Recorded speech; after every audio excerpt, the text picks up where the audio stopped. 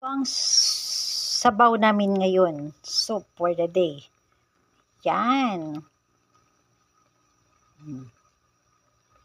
Sinigang na isda.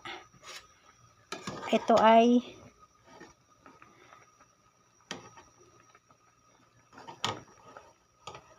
ayan. Ano ba yan? Ulo ng isdang malaki. Ayan o. Ulo ng isdang malaki. Ayan o. Ayan.